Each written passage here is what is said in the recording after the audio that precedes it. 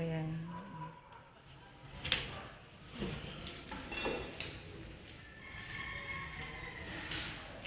Ayan, mahal ko. Ito sa likod pa lang to.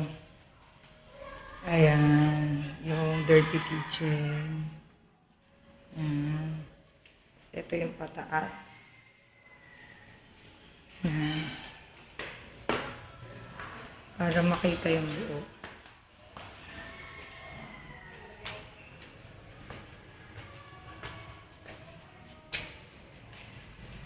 Ayan. Ito yung masters. Sa CR. Lapang ilaw. Ayan, ilaw na. Ayan siyang bathtub. Ito pa yung ibang kwarto. Ayan yung tiles. Maganda na yun.